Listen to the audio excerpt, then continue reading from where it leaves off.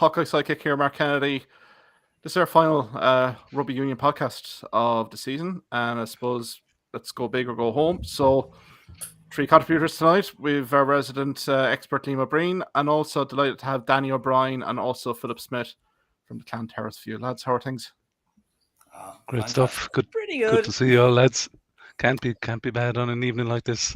Oh, I tell you what, the topics that we're covering here, it's going to be pretty joyful tonight anyway. I suppose first off, guys, we'll get your thoughts on the URC Grand Final review. Magnificent win for Munster ending the 12-year silverware drought.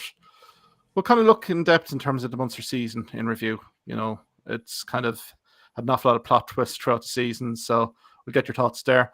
Andy Farrell announcing the Ireland training squad that's going to convene in the summer. 42 names. We'll get your thoughts there, guys, in terms of that and any surprises and maybe any dark horses you might think might feature in the squad. And then finally, get a few thoughts from me, the highs and lows of the European season. I suppose, guys, first off, we have to start with Cape Town, don't we?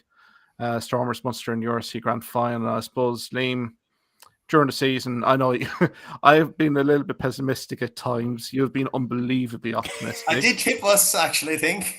I think you did. To be perfectly fair. Let's get it out there. You know, I've had a bit of maybe initial issues here during the season, but you've remained steadfast. But I mean, an incredible performance from Munster, again on the road, to deservedly win this grand final. I suppose your thoughts? Yeah, they backed it up week on week, and the thing was, I mean, completely dominant in that first half. And even in the second half, when the Stormers had a lot of the ball, to be fair, it felt like they weren't going anywhere. You know, we were quite comfortable in defending. But I suppose, look, we were still behind until the last few minutes. And to win it in such a manner, with such a fantastically worked try, and for Hodnett to get in, absolutely unbelievable. And then for Crowley to nail it as well, you know. So, I mean, it's still hard to comprehend or to believe, to be honest about it. Even the players have said it, and the coaches, Prendergast says it's maybe a season or two too early, but we'll take it. And it's just absolutely fantastic. Like, we're back at the top table, and like all that, the last 12 years between 11 and now has completely just been forgotten about. You know, we're back. We're back as our major European rugby side. Yeah, I suppose Danny, get you in there. Initial thoughts? Yeah, Munster. Yeah, no, I mean, it was like, even for the tournament, it was a terrific advertisement for it in just terms of how good the game was. And much like Liam said, like, that first half for Munster was nearly the closest they've had in terms of just complete dominance and just having complete control over a team since, I'm thinking, Gloucester in 08, when they're on the road when they won in the last Heineken Cup too. Like, they were brilliant. And what I really stood out as well was just, like, in previous years, if the Stormers got on the start, like, we would have changed plans, or it would have been, right, now we need to panic, and they would have changed the script. But this side seems to be like, trust the plan, trust the process, trust what we're doing. And it worked. Like, that first half, I was just going, how the hell is it only 12-7? Like, the Stormers were very lucky for us. We should have been a lot more ahead than we were. And even in the second half, when they were under severe pressure as well, you could still see it was a case of, we're doing well, lads. We don't need to panic at any stage. Keep to the script. And like, the try that won it, like, it's the perfect synopsis for the new approach that Munster has taken to playing. The fact that Roman Salano was the only player who didn't get his hands on the ball for that try as well. Like, it's similar to the Crowley drop goal the previous week. Like, it just shows where the team has progressed from. And even as Lee mentioned, like, when you go back even over the last 2 years, how terrible our seasons finished. Like, Ulster, the lads were on the beach already at that stage. The Leinster final, you'd be sitting in the pub just for a long time after questioning things. And even the previous finals against the Scarlets and against Glasgow, like, this was night and day. Like, it was such a controlled and such a calm performance from them. They didn't panic at any stage, and I don't know if we're back at the very top, but it certainly is a statement of we are back on track to where we want to be going. Absolutely, Philip, get you in there. Yeah, for me, the mental strength is unbelievable. Like, everyone's talking since last weekend about, you know, the skill set being on a different level, the fitness levels and all that. You know, some of these players look like new players. They're the same players, but they're unrecognizable from when they were 12 months ago. But like, to go through the season they've had, like, with, you know, that game against Glasgow, that defeat against the Sharks, to concede an intercept try in the first couple of minutes of the game in an environment like that. There was a real kind of other teams, even this team in previous times might have gone into their shell a bit and kind of reverted to type. But there seems to be this, Roundtree and Mike Prendergast and Leamy and all the gang in there deserve a lot of credit for. They've instilled a way they want to play, and they did not panic, as the guys have said. They picked themselves up after that intercept and they just kept playing. Even in the, I was watching it downtown in Limerick in an establishment, and there was great excitement, but there was a kind of a steely, people felt this game was there to be taken. It should have been out of sight by halftime. We can talk about some of the refereeing decisions, like how Coombs, how that wasn't, I don't know, I had to go reading the rule book. He didn't propel himself forward. That was a reach for that try, as far as I'm concerned. Mental strength on top of the skill, the togetherness, the bond, and talk about, how to get ready for tournaments. Go and play hard games. Don't send half your team, wrap them up in cotton wool and rest them. Go and play the hard games. Go on a road trip. It obviously bonds the group, and they really delivered last weekend. It was nearly like coming of age for the young guys and kind of just reward for some of the older guys. Absolutely. And we can probably go to the opening quarter here, guys. You kind of alluded to it. That Manny Libak try, I thought, coming against completely against the run to play in terms of the fresh kind of pass. But again, it's the resiliency of Munster again, wasn't it, to get themselves off the floor. What an immediate response here, Liam, for Dermot Barron. I thought it was phenomenal in this road trip and also the playoff series to bring us right back in here. Yeah, and I suppose really for me it was the manner in which Crowley afterwards got that massive kick to touch, and from really, it was 2 or 3 minutes maybe before that, and then we got our maul going, and again for the final we knew if we got our maul working we'd be a match for anyone with score tries, and Barron. Superb maul, almost like went over unopposed, and we were back in the game. So it was, I suppose, the fact that we got back into the game so quickly was quite impressive, and we continued then dominating for the rest of that half. Yeah, absolutely. Great response, partisan crowd. Granted, the Munster crowd that assembled to a man and woman were absolutely phenomenal. You could hear them. Best holiday ever. My God, absolutely. Fact. And to be perfectly fair, I suppose let's get to it, guys, in terms of the officiating here. We've called it out here early, but I felt that they were playing against more than 15 players at times here. There was a few tries here that I thought maybe on another day Munster would have gotten, and I think John Dobson was pretty pragmatic after this game, saying that they could have been so much further down here. This final could have been blown wide open. I suppose, Danny, your thoughts here? The Combs effort, definitely. We've got the Haley incident here as well, which I thought TMO-wise was missing in action. So I think from an awful lot of perspectives here, if this game had gone the other way, I think there would have been an awful lot of talking points. Let's put it like that way. Yeah, the Coombs one was the most debatable. You're looking at that and just going, like most people were looking at it going, it's as if they were trying to find a reason for it. And granted, it was the try down the side, like everybody around, like I was also in an establishment in Limerick, let's say. But with the try when he went down the side, like everybody around me was jumping up and I was sitting there just going forward. He's going to call it forward, and he called it forward. I was just like, there was no real arguments over that. The Coombs one, most definitely. Like you nearly needed to find.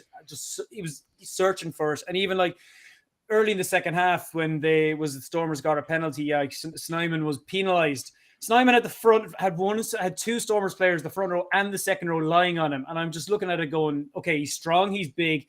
He's not that strong and big. He's not going to be able to move those out of the way. Like there were certain decisions that were made by the officiating team, and you're just going, wow, lads, you really had to find a way in around that as well. But like, it also kind of one area that gets highlighted as well, though, like the mental fortitude you highlighted, Philip, as well.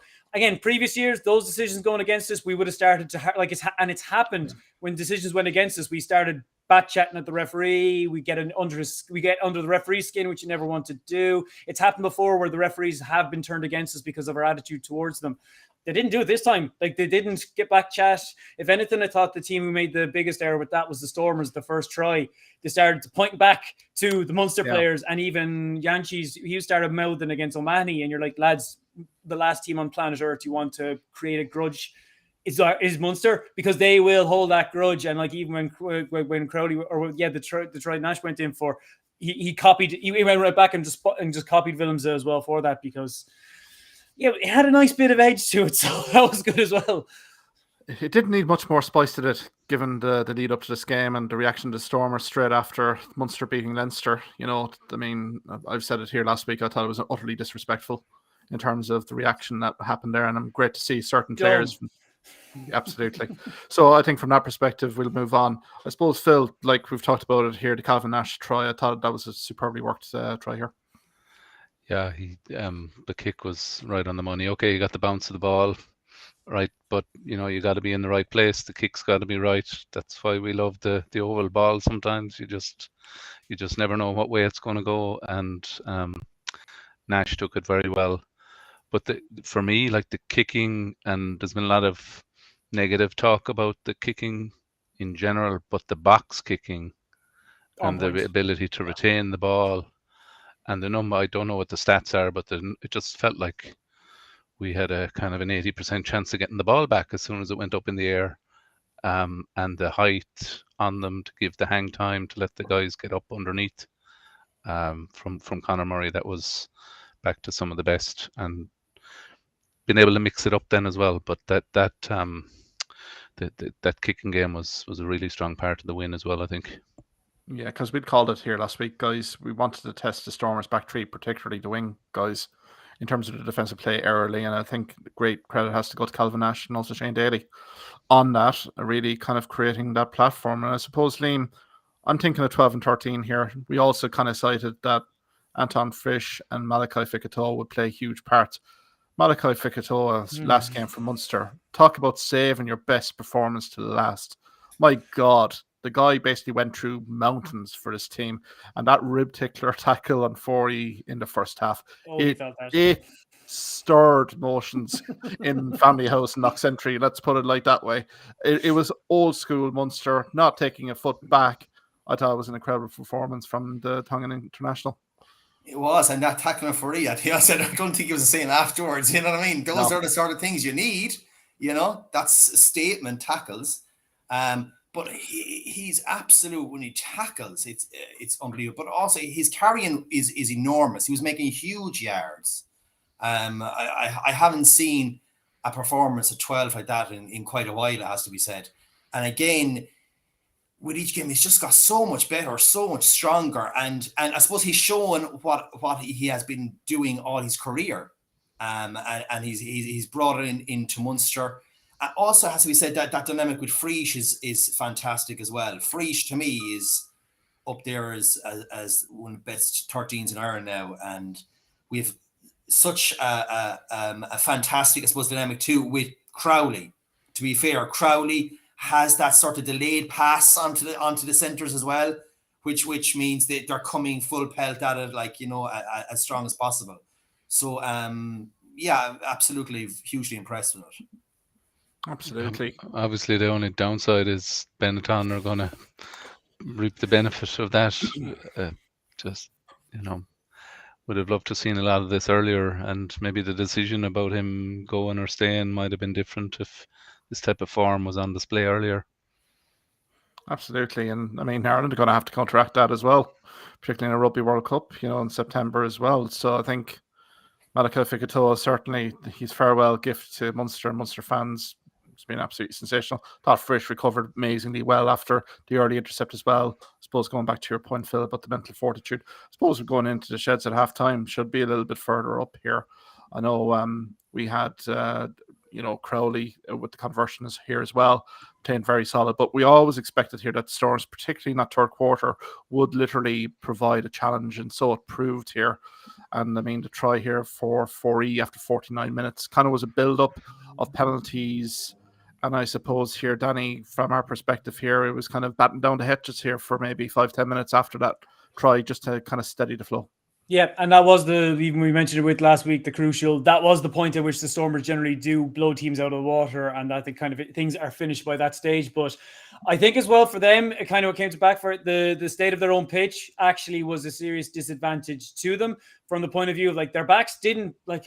I don't really remember their backs really doing anything, and the concerns that we had even in around the scrum, the pitch didn't help them either in that regard either, because it just wasn't stable enough for them to be able to put enough pressure on the Munster team from that point of view too. Although it was interesting the fact that the first scrum didn't happen until nearly the 25th minute. It shows how the game is changing. So like if there are teams there who aren't focusing on the scrum, like it happened in the Glasgow game, very similar as well. So like Munster, they did with that storm that did come, they did weather it, and I mean like it's just the way that they didn't panic, they didn't worry. Even like the line out they got where the line out where the penalty was given against them in the 22, you're going, is that our last chance? And it wasn't, and we can thank Coombs for his amazing the block for that. But even like we mentioned about Ficatola leaving and his farewell gift, Ben Healy, like since it's weird, since both players have announced their departures and they were both singled out by Roundtree afterwards as well, they have gone above and beyond the Call of Duty for it. Like Healy was extremely motivated to leave with some silverware. Ficatola, he was terrific as well. But like we seem to be going from feast to famine in terms of out halves. We've gone from having 4 of them last season to potentially 1 their next season, depending on Carberry as well. Like they weather that storm, and like I thought last week, and we all thought as well, Snyman not starting could have been an issue. It turned out with O'Mahony having to go off that he was the perfect foil to bring him onto the second row, bring Byrne into probably his best position in the back row. Like things did fall for Munster, and like we mentioned before, they didn't. The entire way through the game, they didn't veer from the plan. They stuck to it. They kept the pressure on them, and like I said, even the last try, the fact that they were looking for the try as well, they were looking back inside rather than zeroing in on the try line as well. And like John Hodnett, my God, if him and Coombs can stay fit, we're sorted for the next decade when it comes to those two. Because Hodnett he's unfortunate not to be in the Ireland team. We'll chat about it later on as well. Yeah. And Crowley, I mean, if as dress rehearsals go, if you were comparing how he did versus how Byrne did in the Champions Cup final, I mean, Crowley's like a duck to water. Like he seems so laid back, so relaxed in terms of being able to play the kind of pressure game. He's prepared to get hit just before he's passing. And yeah, the kick at the end, stones. That's what that required for that kick to go over. Absolutely, Philip. And I suppose we can talk about a few things like the Libok had a very indifferent game, I thought, but all credit to Munster. I thought they pressured. They saw a game tape of Connacht Rugby, particularly when you give this guy half a chance. We saw it with the intercept try, but I thought he was a minimal influencer on the game. But in terms of Crowley, he just seems to step up when the stakes are incredibly high. And I mean, another very composed performance from the West Cork native. Yeah, and he looked like he was really enjoying himself as well. Like there was kind of nearly a smile. I know he was getting hit and everything, but there was nearly kind of a smile in his face because he was just out playing his game. And like we said at the top of the call about the players not being recognizable. Just like the comment about 25 minutes in, not a scrum. Like this is a Munster team that won a top class match without like bashing it up the middle with scrums and maul and lineouts and trying to wrestle ourselves over from 5 meters. They're running at people from deep. They're 40 yards out. They're a threat. They've got the wings. They got the centers making progress. It's just a different level, and frankly, it's much more entertaining to watch. Like it's I don't know if you caught any of the South African coverage afterwards. They were making a big point about just the style of the Irish teams and the way they were playing. But there was a bit of comment about a tackling technique. I don't know, and I think the World Cup, build up to the referees is starting here because they were calling out this cannonball technique where, as you're going in to contact, you have one hand on the ground and you're nearly propelling yourself up, so you're coming up off the ground into the opposition. Technically, some referees call it, others don't. They were making a huge deal on this on one of the South African sports channels, but they're really sending a signal to the referees for the Rugby World Cup that they were calling it an Irish thing. They were calling Leinster on it. They were calling Connacht on it. They were calling Munster on it. So it's really South Africa setting their stall out about how they want to be refereed for the Rugby World Cup.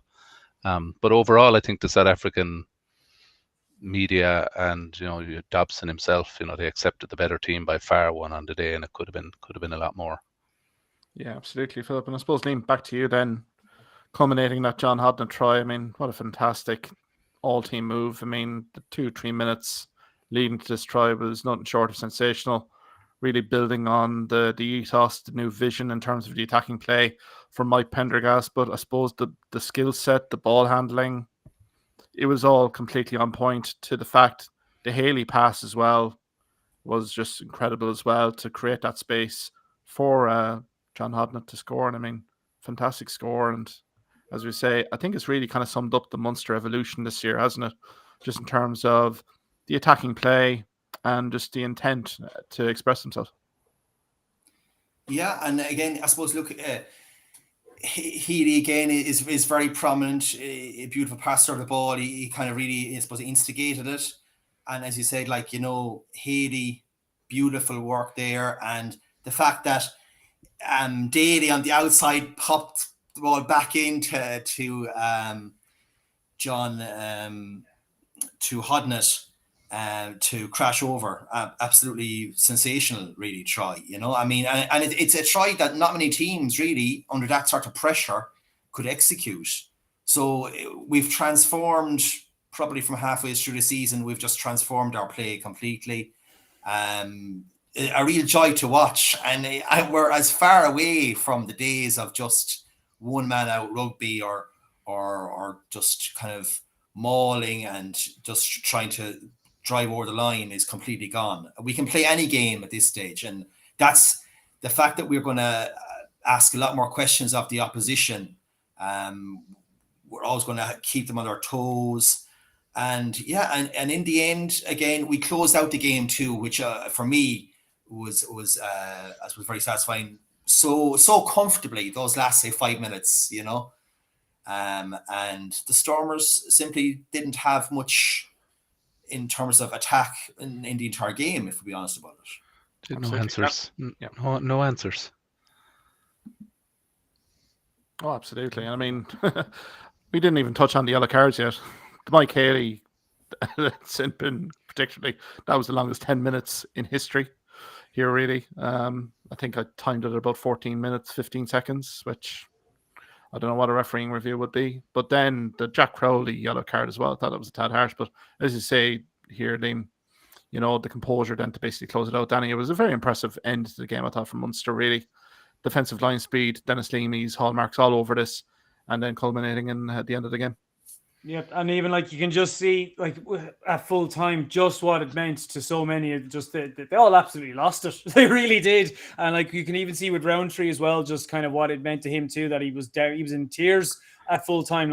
Just because again, you think back to 6 weeks ago, there was talk about are Munster even going to be in the Champions Cup for next year, and then the mini South Africa tour happens, and that seems to just have galvanized everything. And they really seem to have bought into the ethos of they were basically they were on tour for a month and a half. Every single game was being on the road. They really seem to have developed that serious edge to it as well. And if I'm thinking of a current sporting comparison in the US, in the NHL, the Stanley Cup, the Florida Panthers barely got into the playoffs on the very last game of the season, came up against the best team historically there'd ever been and bet them in a 7 series, then bet the next best team, then the best team, they're in the finals.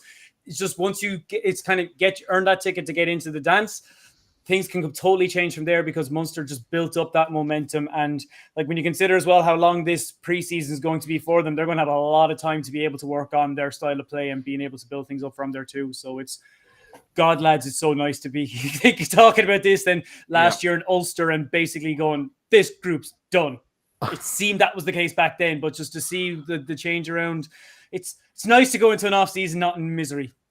Yeah, no, I remember this time last year, Liam, when we were picking up the pieces of that Munster-Ulster playoff game, just nothing positive to talk about on that performance, but the optimism is abounding here. But I wish you didn't bring the Florida Panthers into it, being a Boston Bruins fan, but that's for another Oh, day. did I laugh when they got knocked out? Oh, did I laugh?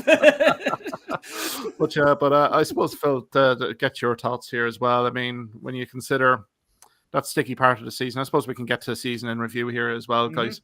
Just in terms of, Philip, when I consider the season as a whole, I have Tuckman model here, and I suppose from project manager perspective, the forming part being Roundtree, the new coaching staff all coming in, really imploring and getting their vision across, the storming, norming, kind of settling into the rhythm, storming, then getting the boundaries, and then performing ultimately at the end. But I suppose you're looking at the Sharks, the last regular season game, 22-3 down after 50 minutes, and kind of looking over your shoulder a little bit here. I mean, it's been an incredible end of season run, but I mean, again, an awful lot of good foundational stuff and an awful lot of positive throughout the season here, Phil. I suppose, what are being your standouts? Yeah, like we keep talking about this mental strength, but just the way they obviously had a plan, and like you could see early on, even though the results weren't going well, they were trying to do something different. Like this was a coaching ticket that was, they weren't going to run the team the way traditionally maybe Munster teams of the last few decades have been run, and they've stuck with it. I have to kind of pinch myself sometimes when these, and we need to be objective on things like this. Okay, we're all ecstatic about what happened last weekend, and we need to see the progression from here. But the way the future is bright is, it's obviously the Petes of the world, the Keith Earls of the world, they're not going to be around forever. But like when you see, the West Cork Brigade, and when you see Jack Crowley, and when you see those young lads playing that way with that obvious skill, but also combining that with the traditional virtues of Munster teams, for me, it's the promise of what's yet to come, as much as the success of last weekend. Yeah, absolutely. Liam, get you in there as well. Just look, I think the potential is endless now. The silverware, the monkeys off the back. And I think from Mike Prendergast, Dennis Leamy perspective here, Andy Kiriko as well. I mean, this is only year one of a long-term project plan here, Liam. There's an awful lot to be very optimistic about for Munster here, and really contending now for European honours as well next season, realistically. Yeah, look, as I said, it's probably come the first season of three, and suddenly we're winners. But it so changes the mindset of the players and the ambition of the club as well, that in the next few seasons we will be, inch our way towards the very summit of European rugby. I also think that it really could be a turning of the tide against Leinster. Maybe not quite next season, but over the next few seasons, where Munster have that kind of edge back and compete and even go beyond Leinster as well. And we're well served in everywhere bar prop. We have some outstanding talent. Like we're probably 9 or 10 players deep in back row and in front row. Maybe not so. Certainly in second row. Fantastic wingers coming through as well, and centers. And the thing is, we have to aim for now is we're only probably maybe 2 props short, really, of a really excellent, outstanding side, right? And the sky is the limit, really, going forward. We have to be aiming now with the good draw that we're potentially going to be getting in the European Cup next season. We're going to get out of our group, hopefully, get a good draw in terms of qualifying all the way through the knockout stages as well. Yeah, absolutely. Danny, get you in there. Your thoughts as well in terms of Munster, where they are now and where you see them going into the future. Yeah, no, even the way the season went, it was almost a bit like a heart monitor in terms of down, up, down, up. That's the kind of the way, that's the best way to describe it. You had the start of the season, like we were serious, like we're losing to the Dragons. What is going on? Then kind of after, say around January time, started to pick up. The Glasgow Sharks game, prior Munster teams, when that happened, the rest of the season was a write-off, but they were going right back up again for it. Like it's like it kind of, that even harks back to say the teams of previous years, say when say when it came to Europe and that, we never did. We never really were consistently winning throughout, but we ended up being really successful towards the end. You can compare it to the last 2 or 3 years. We were winning every week, and then we tanked at the end of the season. So if it's a case of just those growing pains happen because of that, and if, say, for the next couple of years, that's the case there too, where at the start of the season we struggle a little bit, but the rest of the season goes well, great. I'll happily take that. And as Liam highlighted there, yeah, definitely like front row is one area of concern, just the depth or the depth that we're struggling with at the moment in that position. I mean, the center, we've already signed in 2 new centers there, so it'll be interesting to see how they kind of integrate with the new system. The Maori, they have to bring it in as well. Like they said, when Frisch was first signed, people were saying he's ideal for the Prendergast system. From what I'm hearing, similar with the new signing there as well. But yeah, I think front row, it is like at the start of the season, people were mentioning front row, hooker. They were the 2 spots that probably, if somebody was to be brought in from overseas, though, that was the spot was going to happen, because like you look, I mean, maybe 10, depending on what's happening with Carberry. It could be an area that they need to sort out and fix as well. But aside from that, I can't remember the last time we had this much strength and depth. Look at the team, even in the 23 for last weekend, who wasn't in the 23. That tells you just the level that we're at, that certain players were very, very unfortunate. But kind of even linking a comparison to the Irish side of things, like Munster seem to really base things on form at 1 or 2 of the Irish selections. Yeah, a bit iffy. Yeah, and I suppose, Phil, going to that, I mean, the strength and depth now is really shown. I think you allude to Jack O'Donoghue, who'd been really a consistent performer throughout the season, and then unfortunately in this end of season playoff really didn't really feature. And I think from that perspective, it really does show from a Munster perspective. Roundtree and management really did pick guys on form here on training paddock and what they were producing on the game. So, I mean, success breeds success, and if we're getting more competition from the likes of Nankiville, Sean O'Brien's, John Ryan coming back in the prop depth chart as well to complement. Look, lads, Stephen Archer last 6-7 weeks has been nothing short of sensational coming back in as well. So I think, Phil, from a squad perspective here, if we can maybe kind of identify maybe 1 or 2 more players here to maybe become a little bit more versatile, I think we're in for an incredible season next season for Munster. Yeah, when you think about it, like you know, the lad who came in to start was a young John Hodnett. So when you think about it, we could have been having a very different discussion. They obviously saw that on the training paddock and made that difficult decision to not include Jack, but it obviously came out roses based on the way the game played out. There are parallels with the kind of Irish setup. If you think of the props that are going to the World Cup, there's plenty of guys there that are well into their 30s as well. For they're probably not starting props, but they're in terms of the game more broadly in Ireland, not just at Munster. That's an area where we're no problems in the back row, second row, or even in the the backfield, but it's up front that really the strength and depth is tested. Yeah, absolutely. And I mean, the academy again continuing to flourish here again, guys. You look at the prominent performance like the Jack Crowley's here, the John Hodnett's, even Alex Candellan coming in and really producing a stellar cameo off the bench. Even Wycherley's here. That sort of conveyor belt again is really kind of reaping fruit here. We've maybe been critical in the past on the academy, particularly about maybe 5-6 years ago, about the lack of academy players coming in. But certainly here, Liam, the academy is delivering here, and it'll be interesting just to see for the next season and the season after, can we identify maybe a few more potent players, particularly in half back, and maybe kind of from a prop situation as well, that we have Indigenous homegrown guys here that we can really hit the ground running with. Well, let's be honest about it. There was no academy for 5 or 6 years there, was there really? There was absolutely no one pretty much from the last league title until about 2 years ago, and it was justifiable to be asking questions as to what was going on. But yeah, absolutely. I mean, you're looking at, I suppose, 2 Tony Butler in terms of a 10. Lads like Rowan Quain, Brian Gleeson in the back row. So there's plenty of excellent talent coming through. Ethan Coughlin at 9. Like, the academy are really coming through to fruition right now. And they will be given their chance next season. There's no doubt about it. And when we go back to, I suppose, number 10, where we have probably Carberry there next season as well, and Butler. I mean, I've no doubt about it, but Butler will be integrated in quite quickly next season in terms of if it's going to be likely the last season for Joey Carberry, I can see that happening actually. Absolutely. I suppose, guys, like Phil, I know you were in Thomond Park for the homecoming. Danny, I think you were as well, and Liam as well. Again, guys, it was delighted to see the stalwarts of the side get the recognition that they deserve in terms of the 12 years.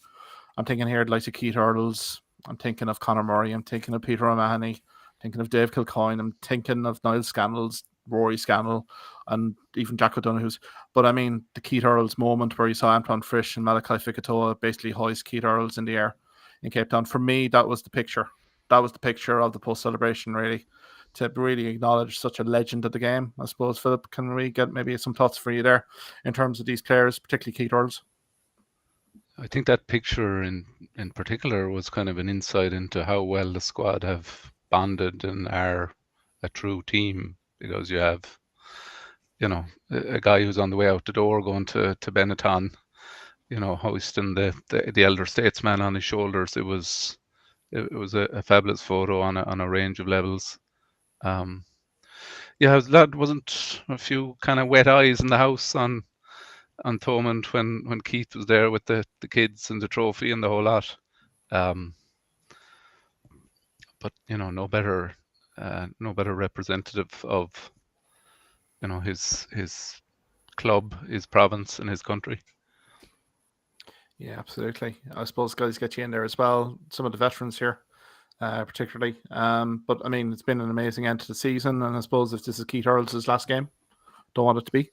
But if it is, what a way to kind of end the career with Munster Rugby here, Danny. I mean, kind of when you consider like Earl's his entire career, where kind of the trajectory he's been on, the journey he's on, like even he's mentioned the struggles he had around, like he nearly was too successful too early, winning Heineken Cups and going on Lions tours and and like he's and like not only from the Munster context, but it sounds like even the Irish camp, Farrell and a lot of the young players hold him in the highest of esteem because he's been able to kind of like put the arm over the shoulder and say, listen, I've been there, I did this mistake there. And like Farrell definitely has a huge amount of respect for him from that point of view too. But yeah, the lads lifting him up and just kind of carry him up like that. And I also like it was also the other photo I really found really enjoyable was the Snyman Klein one. Just given what RG Snyman has been through just to get to this point, and John Klein as well. That fact that kind of how he's like we mentioned, players transformed. He's going to be player of the year. I'd be surprised if he isn't. But yeah, just again, Murray, when you consider like he's one of the last links to the last successful side, O'Mahony, like the hug between Earls and O'Mahony after the game as well, like because the two of them were just like they like the success they've had at international level, and they were just going, we just can't do it at club. What's going on? And to win it, and like for Earls as well, it's probably it is going to be his last game because like even if I was him, I'd be going, well, there's in terms of from a club perspective, I'm not going to get much more of a high. Like the World Cup will be his last hurrah, but like what a way for it to finish for him too. And like the Scannells as well, like how long they've been in the trenches, and like even with Rory, the kind of the kick against Glasgow, I always remember that kick too. Oh God, yeah. So like kind of they've been through the mill in terms of just the tough seasons they've had for Munster for them to get this trophy. And like was it Joey Carberry's weddings today? Like that makes it 6 days that they've been on the bender now. So I mean it's been well deserved as well. So completely. These 6 weeks on the road, it's just been incredible, really, hasn't it, guys? And Connor's to come yet. The party isn't over yet. Jesus, yeah. expect the fireworks there on that one for sure. So, but no, just palpable relief here. And look, massive congratulations to Munster Rugby. Look, we're all Munster Rugby supporters first and foremost. And also, Mark, if I have to say this too about Peter O'Mahony, how many times has he faced the public after? We've been in quite a few finals down through the last few years. Yeah. And he's been there, and quite frankly, hard to have any explanation, And I'm just so happy for him as captain to have such a brilliant winning performance and a wonderful team to captain over as well. And even TG Carr after it, what you see, they reran the 2006 documentary about winning the first Heineken Cup, and you're just going, yeah, like seeing Foley and everything that was involved in that, and you're just going, timed that lads perfectly. So yeah, the old Sigur Rós, that's enough really, to be honest. No, to be honest, fantastic end of the season for Munster Rugby, thoroughly deserved here. And they may say that this doesn't mean much for a Rugby World Cup, but I think for Munster Rugby to go down to South Africa the way they've done and the way they've delivered performances here, and I think as well the Munster Rugby fans have really endeared themselves, in South Africa as well, and really have kind of brought that URC, the Munster fan ethos, to Cape Town, particularly at the weekend. Some fantastic pictures and videos that have been banded around the place there as well. So look, the fans again, amazing, ambassadors for the ball club. So congratulations to Munster Rugby. I suppose, guys, we can maybe switch on to Rugby World Cup 2023. I mean, we're kind of in the summer now, but before long, we'll be reporting back for pre-season. Scotland are already back, Wales, so... Yeah, Wales are already back. A certain PR announcement that I don't want to even mention here. That's an embarrassment beyond what a PR disaster, really, to be perfectly honest. But we'll move on. But Ireland's training squad got announced during the week. We have 42 players. I suppose, Danny, can we start with you in terms of your reaction to this training squad?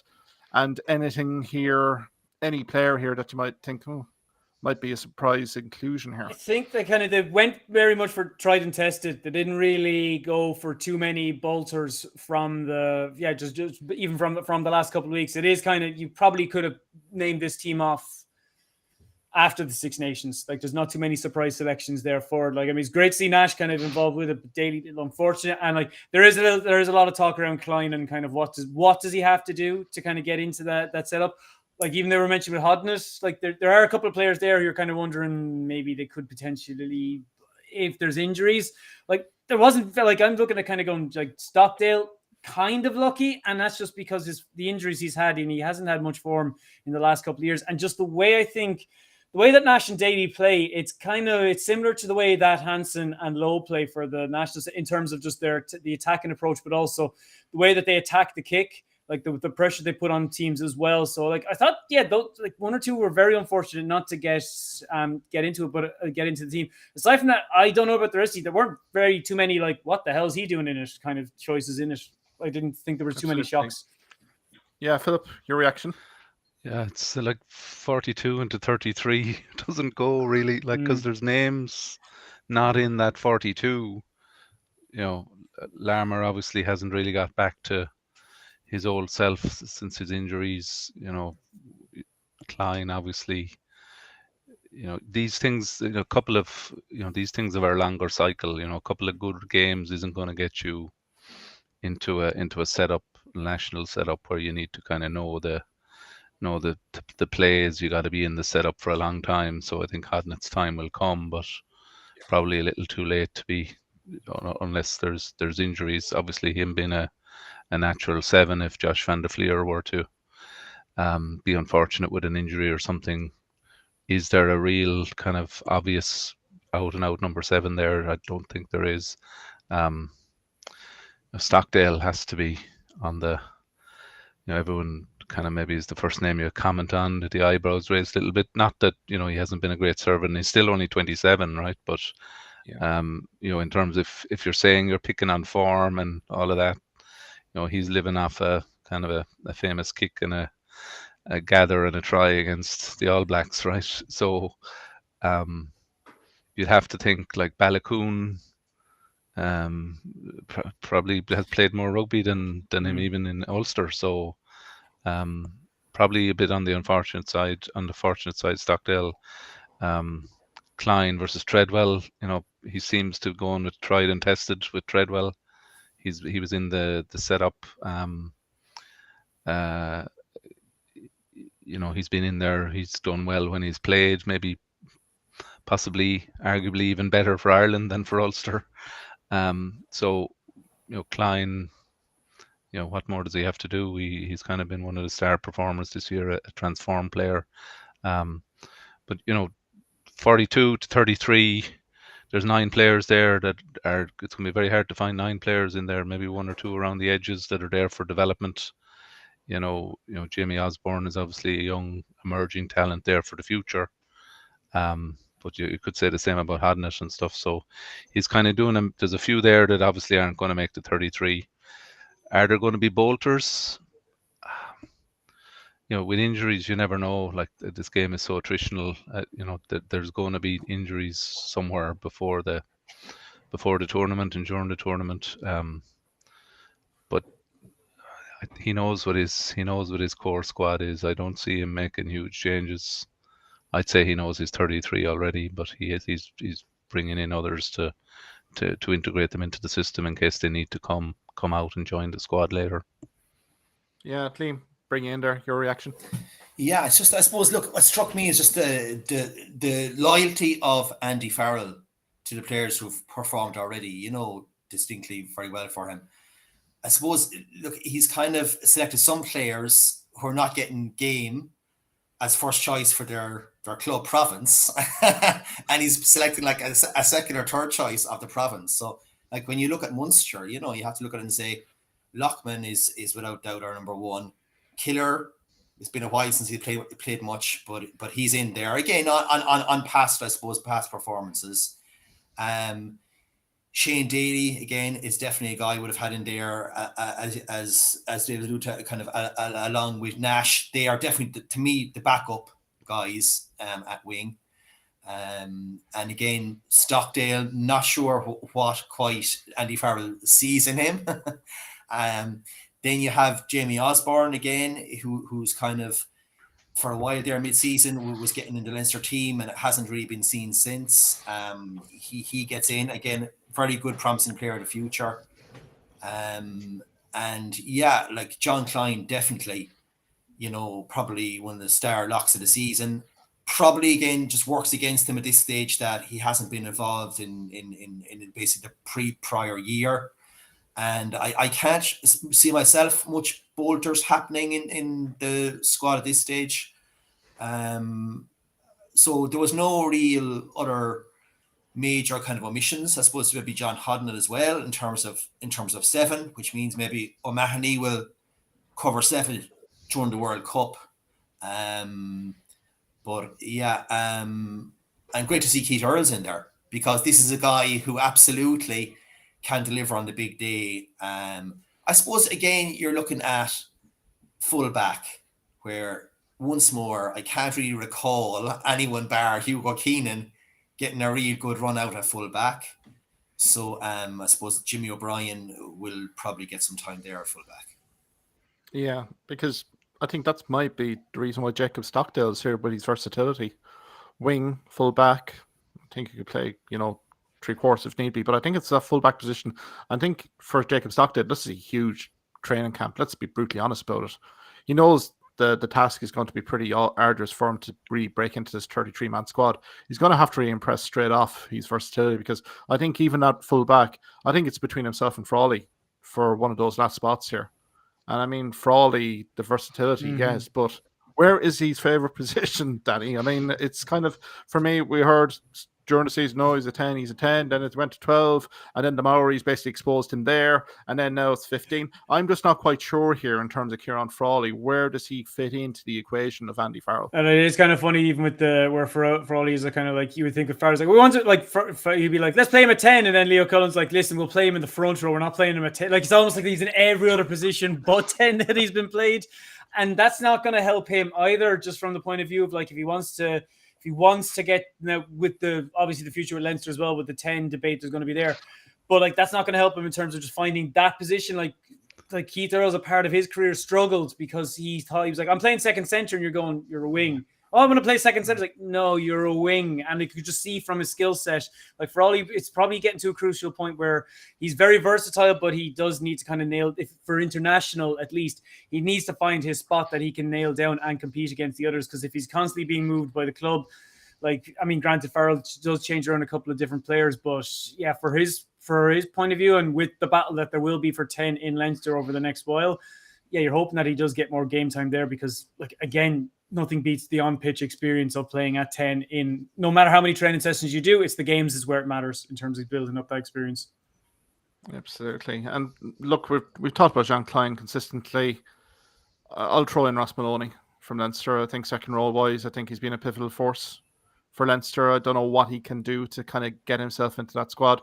Obviously, Joe McCarthy he's the long-term prospect, isn't he, from Leinster? But I suppose there's a few guys kind of looking in here that's probably thinking, okay, the chances are probably fairly slim. I'm thinking of James Hume here in terms of Ulster Rugby. This time last year, he was on a plane going to New Zealand, always looking quite dandy for James Hume, like that dynamic ball carrying himself, McCluskey, Ulster Rugby, everything else. And now we're seeing, 12 months later, maybe an all-black Maori RDS kind of debacle let's call it like that. But I think quite a few players, in hindsight, didn't do their chances any good here in terms of maybe pre-training squads here. That was probably a pivotal fixture, but it just shows how ruthless it is in terms of this level of rugby. It's not a bad position to be in either, that we're having this kind of, than being like, lads, we can't find 33, never mind 40. So I suppose that's probably the saving grace in it, Danny, that there is players champing at the bit to get the opportunity. And I think Ronan O'Gara alluded to it off the ball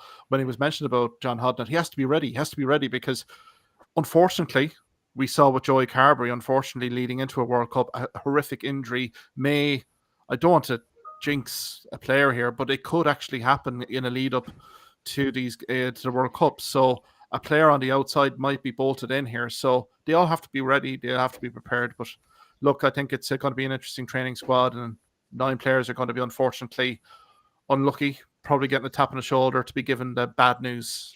So I think it'll be just interesting just to see, because this is a team coming in with great confidence. I suppose, guys, before we conclude here, get your highs and lows of the season. I know for Munster Rugby, it's been brilliant last week, but I suppose more highs and lows here, in terms of the season. I suppose, Liam, can we get you first in terms of, even from an overall rugby union perspective here, what have been some collective highs and maybe some lows from your perspective? I suppose one of the highs was really the resurgence there was when we played South Africa. It cannot be stated how, like, at that stage of the season, we lost most of our games, right? We lost first 3 or 4 games. Then we came back, got a win against the Bulls, but then following week went out and we lost to Leinster. And to be honest with you, I thought we were one win away from not qualifying for Europe. But they collectively, how they came together for that game, and comprehensively, against a very powerful South African selection, again worked some brilliant tries. And I think from then on, they knew they had that game plan in them, and that's when the game plan clicked, I think, for me. But like for me, look, it has to be, in terms of high, it has to be that Jack Crowley clutch kick against Leinster. That to me is about as sweet as anything in the entire season. We're back with that, yeah, for me.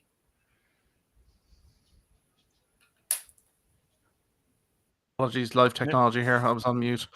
Classic Zoom faux pas. Danny, just in terms of your highs for the year. So I suppose, from the Munster, it's funny you mentioned the South Africa game. From a brand perspective, that was very good because the Barbarians announced. So like when it comes to international teams, we seem to have the niche kind of cornered off of that. Everybody else can go away. From a Munster perspective, it is the final, the full-time whistle there. Just the reaction of the team and that kind of building up to that point. Like, I mean, you win finals. They're generally the highlights of the season. You win them, there's going to be DVDs made about them. So winning the way that the season ended, I mean, no better way from an Irish perspective. From an international perspective, the Ireland-France game, that just in the Six Nations, the amount of that it's very rare I've seen a Six Nations game with so much buzz going around it, going into it, and that was incredible. From a club rugby perspective, the Champions Cup final was one of the best finals there has been. So from the highs, just kind of for Munster winning the final, the France-Ireland game, because like a lot of people saying the winner of that would win the championship, they did, and just in general from a club rugby point of view,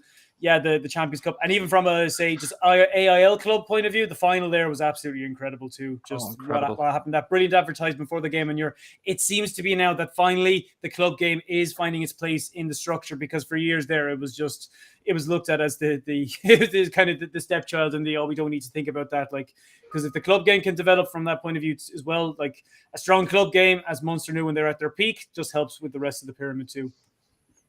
Absolutely. Phil, get you in. Yeah, so many great moments there that the guys have been talking about. I love, from a coaching point of view, I loved that. Okay, Graham Roundtree's experienced international coach, but you have like Mike Prendergast, Demis Leamy, Ronan O'Gara, all out there doing their thing, being successful. Like that shows, the way the game has evolved in this country as well, because James Collin in Toulon as well. Yeah, absolutely. Yeah, he had a big win as well. So, like, it's not long ago we were here, like up here in Galway and Connacht, it was all, who's the next Kiwi coach going to be? Who's the next Australian coach going to be? It was just like we went through this cycle of, they all had to come from the Southern Hemisphere, but now it's actually, there's people kind of were exporting coaches, not importing them. That for me was great. There was a story last year, like, I don't know, are we doing calendar year or rolling 12 months? Yeah. But the story from last year about the chap who scrummed down with his 7 sons in Heaton Moor RFC outside Stockport in England, a guy by the name of Mike Ireland. Started playing rugby when he was 40 or something, and now he's retiring aged 54. He was a prop, but his 7 sons formed the rest of the front 8, and they all played together in his final game in some junior thirds match in outside Stockport in the UK. I just thought that was an amazing story from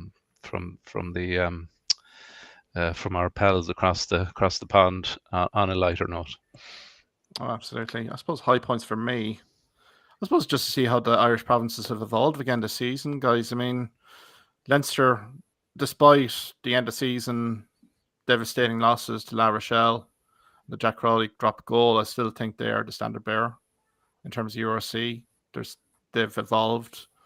I know Stuart Lancaster leaving, but they've brought in quality head coaching replacements. I think I'm looking at Connacht, seeing the legacy that Andy Friend has created in Connacht here. Myself and Philip are based here in Galway, and just to see the excitement, the genuine excitement that's around the area for Andy Friend, and also the expansion of Connacht when you have like Cordero and guys like that going to sign next season. It's just incredible. Even just saying as well that Mark, that whatever Munster's turnaround, Connacht's like they were worse than Munster at the start of the season. You're genuinely looking at them going their season could tank, and the win against Ulster was pure grit. Like it was a complete opposite nearly of Connacht from the last 3 or 4 years. So from a Connacht standpoint, it's not a bad spot to be in, just the way that they developed it as well. So. Yeah, absolutely. So, and even Ulster, I know it was disappointment against Connacht Rugby, but I thought their fortitude as well, that November patch, the banana skin of Leinster, that could have had devastating circumstances. But the way they regrouped and, to finish second La in the Rochelle URC, away, even though it was a loss, it was, it catapulted them for sure after that. So I think from those perspectives, great. But then from an England perspective, I can only have admiration for Kevin Sinfield. I've been in Leeds, Bradford area there about 3 weeks ago for that Leeds kind of marathon, and the thought of Rob Burrow and Kevin Sinfield in that marathon, they're absolutely iconic rugby league figures. But I think Kevin Sinfield will bring another edge to England in this Rugby World Cup. But I think he's an absolute gentleman, and I think just his charity work is just phenomenal. So I think that had to be kind of mentioned here. I suppose, guys, then literally in terms of the lows of the season, I suppose, Liam, we'll start with you first in terms of even globally wise, any lows that you've experienced in the rugby union this season?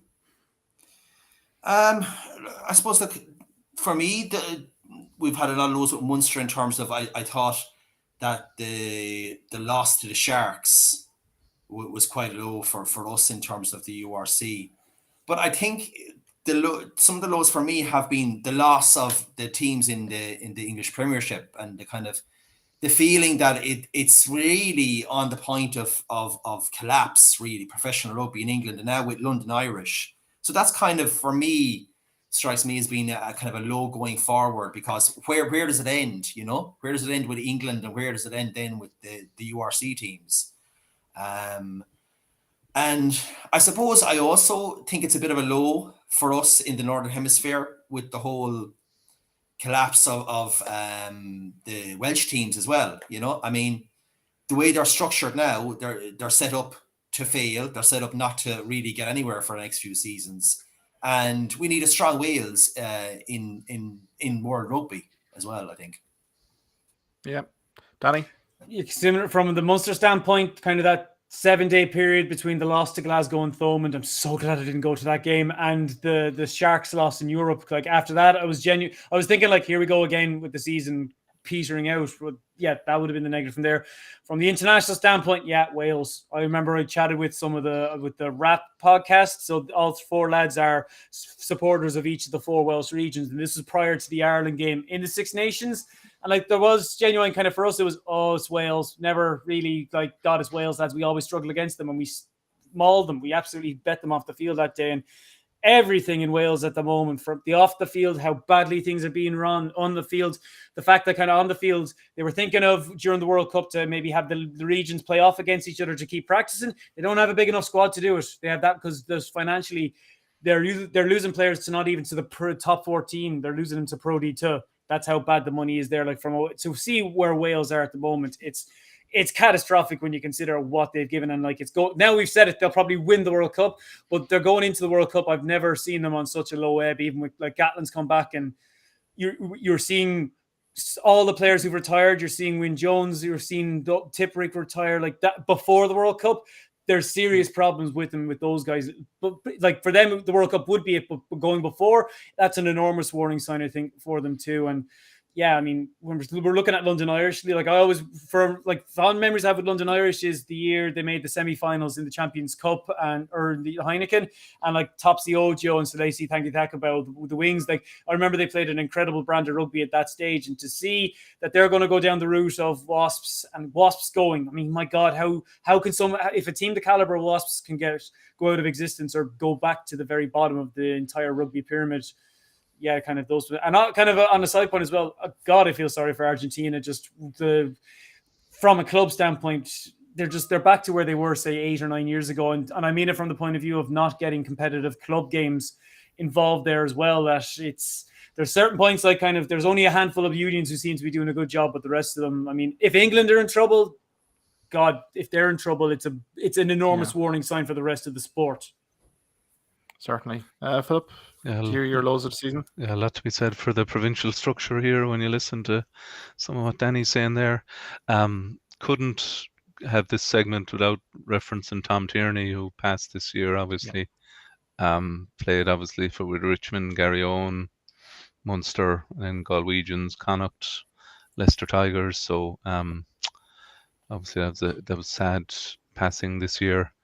On the pitch, the thing that I thought, like all the thoughts resonate with me, but the thing that I thought was a real shame and a real miss locally here in Connacht, where we're based, was that away defeat to Newcastle, where they made 6 changes. Connacht, Newcastle this basically denied them progression into a very winnable Challenge Cup, like all the way into Dublin. So if you remember, Newcastle were already eliminated. They decided to make 6 changes. They left Bundyaki out. They left Niall Murray, or Murray as he seems to be now called. I still don't understand Where that. did that come from? I must ask him sometime.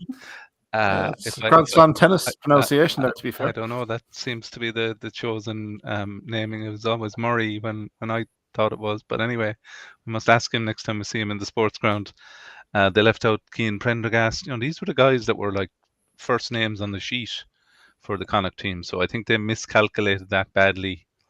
And as a result, they got well beaten, and then went on the road to Treviso and got well tanked over there. And that was the end of it. But they had a nice run in there. If they had been at home against Newcastle, they would have been all the way home, culminating in the Aviva Stadium. So on the pitch, I think that was one that got away for sure. Yeah, absolutely. I suppose I forgot a high here. Joy Neville being a World Cup official, TMO. I think it's a fantastic accolade for Joy, just in terms of the years of dedication to officiating, but her overall playing career has been stellar as well. So I had to put that in. My lows, probably, I'm thinking from a governance perspective, I think the Gallagher Premiership is on its knees. I think if London Irish are going down, I think there's maybe 1 or 2 more that probably are looking over the shoulder, and it does really question, for me, the governance. Who is the financial auditors here that are going in at the start of the year to execute asset tests? What's the salary cap? I don't think there's in salary cap. Yeah, question mark. But I think it's an awful sad day when we're hearing about London Irish and like the mighty Wasps. I remember the Wasps coming to Limerick, Thomond Park, Lawrence Lalios, the Richard Hills, the was a port base. Thinking of London Irish going to Ruislip, and Reading, the Majeski Stadium. So many good times, particularly when Munster played London Irish in Thomond Park a few years ago. Nothing but good vibes. It's just a horrible situation to be in. So, but for me, the officiating, just in terms of heading into a Rugby World Cup, I think World Rugby as well, just in terms of our player welfare, maybe is leaving a little bit to be desired here in terms of inconsistencies, in terms of what is a headshot now, what's an illegal hit. I think based on the day, the mitigation, I think there just needs to be a complete and utter review of this heading into a Rugby World Cup 2023, because I can definitely see, hopefully it doesn't happen, but maybe a flashpoint here in terms of an incident happening. So I think or just to even mention we mentioned how good Irish rugby the state has been in. The one big enormous black mark against them, though, it's the women's game and the approach that's been taken there. The joke of contracts that were offered to them and how bad the team performed. Yeah, the game there, it's the only way is down for it at the moment, because they're never going to be able to compete with the lack of resources they're in. And the officiating, look at some of the Super Rugby games, the difference in the refereeing is staggering. So those are some points as well to highlight. Yeah, the game is, God, we've gone through a lot of negatives. I just realized that. But I think it's right you called the Irish women's game, because the sevens going into Olympics Paris is great, but the 15 aside, I think national side wise, there needs to be a renewed focus here. I felt so sorry for Nicola Friday coming out to the cameras week in, week out in that Six Nations TikTok championship. She was one of the stand-up players, I thought, of the tournament, but you could see the emotion in her voice. It's very hard to comprehend in terms of the preparation, but again, being absolutely shortchanged here. And I think really significant strategic changes are required. And there are a few in terms of the women's game here, and hopefully that'll happen, because we're getting into development programs, stuff like that. So look, it's that's kind of a negative. But yeah, guys, I think we'll probably leave it there. It's been a lengthy one tonight, and look. Again, final episode for Hawkeye Sidekick and the Rugby Union podcast. Hopefully, whoever has been listening, you can listen to this for the next 30 days, according to Restream. Can kind of literally have enjoyed the content during the year. I'd like to thank Danny O'Brien and Philip Smyth here. I'm going to just flash the plug here. You can follow Danny on Danny Ed O'Brien on Twitter. Same with Philip, Clanterra's View. Liam, we're going to have to get you a Twitter handle. I said it last week. Yeah. So that's a pre-season training for, you'll have to go with a snazzy old Twitter handle. But again, a special thanks to Liam here, week in, week out. In the last 2 seasons, you've been absolutely unbelievable in terms of your optimistic tones on Munster. It came to fruition here. But your expert analysis during the weeks has been just absolutely superb. So I'd like to thank you personally, Liam, for that as well. So I suppose, guys, we'll leave it there. Again, enjoy the summer. I suppose we're going to be seeing pre-season coming, like we've talked about Wales already, Scotland, they're all getting back into it. But we'll have probably a pre-season roundup here heading into that Rugby World Cup. But until then, guys, enjoy the summer. Enjoy the long weekend as well. This weekend, so thank God we've some rugby on. Absolutely. But yeah, guys, thanks for everyone who's following the podcast in the year. And yeah, we'll talk to you in September. All the best. See you guys. Have a good one. Guys, Vive la France.